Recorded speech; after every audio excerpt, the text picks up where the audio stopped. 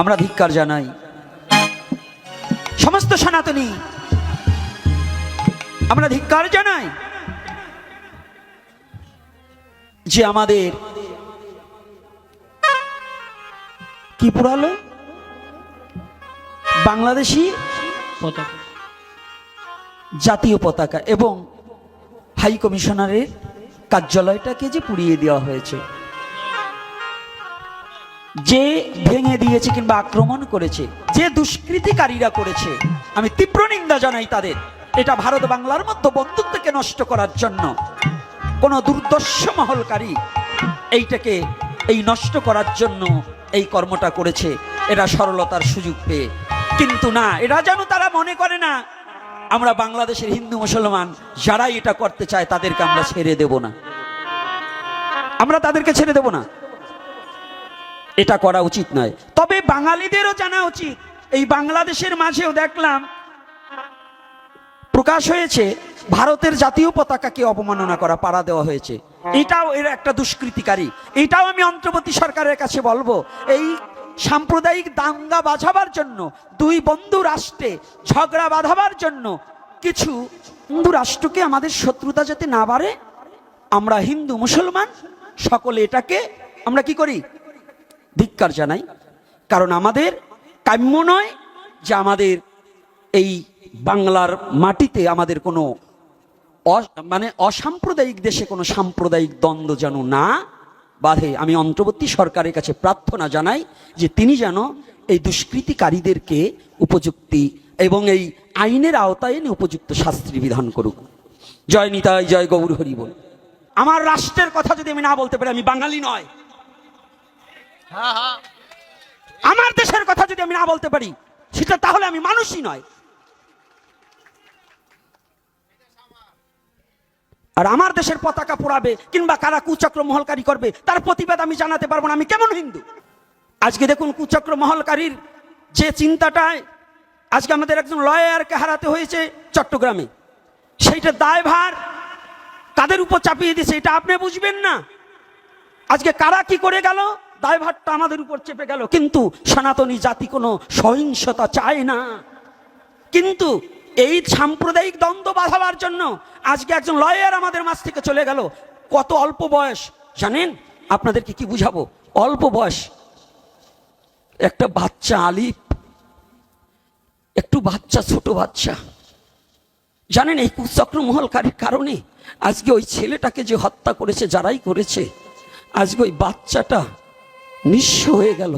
বাবা বলে ডাকবে এই জায়গাটা তার রইল না।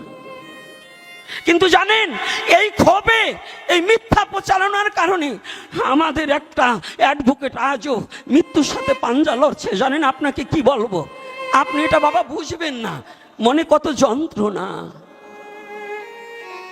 আইসিতে ভর্তি কেন? আমার বাংলার এই সন্তানগুলো হিন্দু আর মুসলমান নয়, এরা তো আমার জাত, আমার বাঙালি জাতি। আজকে আমি সবার কাছে করজোরে বিনয় করে বলছি, আমার এই মেসেজগুলো, আমার ইউটিউবগুলো যেখানে যেখানে পৌঁছিয়ে যাবে, সবার কাছে আপনারা সহিংসতা বন্ধ করুন। আমরা হিন্দু, মুসলমান, বৌদ্ধ, খ্রিস্টান এই বাংলার মাটিতে জন্মেছি, বাংলার মাটিতে গর্ব করে বাঁচতে চাই। আমরা কেউ কারো প্রতি যেন হিংসা বিদ্বেষ না ছড়িয়ে যেন ভালোবাসার প্রীতির বন্ধনে আবদ্ধ হতে চাই।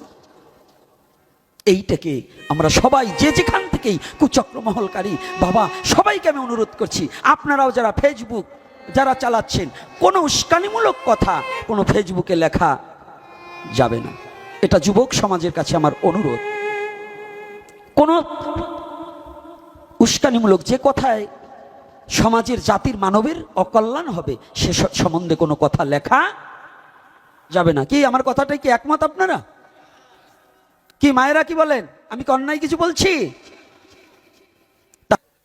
আর যদি আমার সমাজ, আমার জাতি, আমার বাঙালির এই দেশের জন্য যদি কথা বলে থাকি তাহলে আমার কোনো আপত্তি, কেউ যদি আসে আমি তাকে পরোয়া করব না। এই আসরে এখনো ডিবি আছে, এটা জেনে রাখবেন। তাহলে আমার কথা হচ্ছে আমার পিছনে লোক লাগানো এখনো এখানে আছে। এখানে তো কয়টা লোক, 35,000 লোক যেখানে প্রোগ্রাম করেছি, 35,000 লোক, তারপরেও আমার কথাটা হচ্ছে এখানে, আমার কথাটার মধ্য দিয়ে অন্তত মহাপ্রভু যেন কৃপা করে কোনো জাতিকে ছোট করার জন্য কোনো মানুষের ক্ষতি হোক, এ কথা আমি বলতে চাই না। মহাপ্রভু, যে মহাপ্রভু, এই মহাপ্রভু পর্যন্ত তার স্বধর্মকে রক্ষা করার জন্য আন্দোলন করেছিলেন, করেনি? চৈতন্য চরিতামৃতে নেই? আপনি জানেন কুরুক্ষেত্রের রণাঙ্গনে যুদ্ধটা হয়েছিল মাতৃভূমিকে রক্ষা করার জন্য। এই কোন ভূমিকে? কি বুঝাতে চান আমাকে? কিছু না বুঝলে এটুক বুঝি, কম পড়লে বুঝি।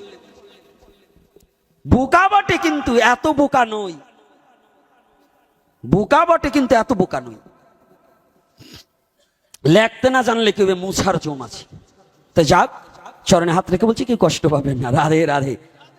কারণ আমার কথাটা হচ্ছে ওখানে নয়, যখন কথাটা রানিং চলবে আপনি আমাকে বলবেন, এরপরে আপনি 10টা কথা বলবেন, আমার মাথা ঠান্ডা থাকবে। কিন্তু যখন কথা বলবো সব কথা মুখস্থ এবং কণ্ঠস্থ নিয়ে বসা যায় না, আপনাকে বুঝাতে পারবো না। তাহলে ভগবানকে না ডাকলেও ভগবান ডেকে লবে কোথায়? সেটা কি? সেটা হচ্ছে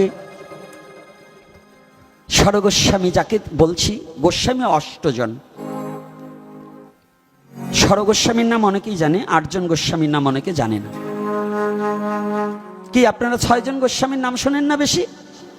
শ্রীরূপ সনাতন ভট্ট রঘুনাথ, শ্রীজীব গোপাল ভট্ট, দাস রঘুনাথ। আরো 2 জন গোস্বামী আছে, তিনরা এনাদের আগে।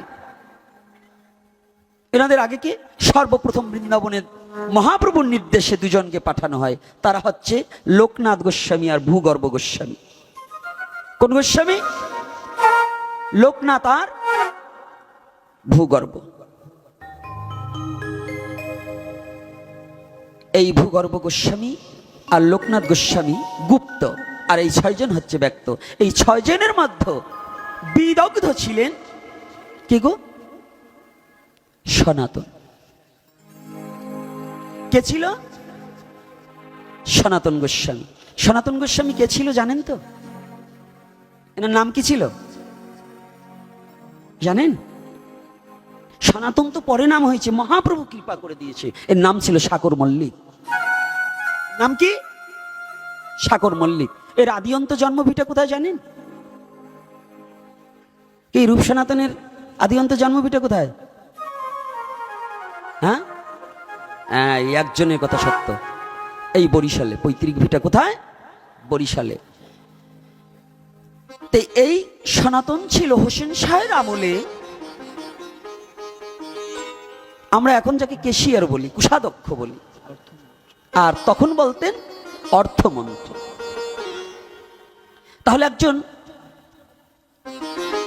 অহিন্দু, একজন মুসলমান রাজত্বকালে একজন হিন্দুকে অর্থমন্ত্রী করা মানে কি? সে কতটা বিশ্বাসস্থ? কি বিশ্বাসস্থ না হলে কি সম্পূর্ণ অর্থের দায়িত্বটা কি তার কাছে দেবে? দেবে বাবা? দেয় না। সনাতন গোস্বামী বড়, রূপ হচ্ছে বয়সে ছোট, কিন্তু রূপ গোস্বামী মায়ার বন্ধন এবং অর্থের বন্ধনকে কেটে অনেক আগেই চলে গেলেন শ্রীরাম বৃন্দাবনে মহাপ্রভুর পরশ পেতে, এবং মহাপ্রভুর নির্দেশে বৃন্দাবনে চলে গেলেন। বৃন্দাবনে বসে একখানা পত্র লিখে দিলেন, সনাতনকে পত্রখানা দিয়ে দিলেন। ভাই দাদা, এখনো যে অর্থের মায়ায় তুমি ঘুমিয়ে আছো, তুমি কি একটিবার ভেবে দেখেছো এই অর্থ একদিন তোমার অনর্থ হয়ে যাবে? একমাত্র পরমার্থ হিসেবে আমার গৌর হরি যে মধুমাখা হরি নাম এনেছে, এই নাম ভিন্ন পরমার্থ হবে না। গৌরাম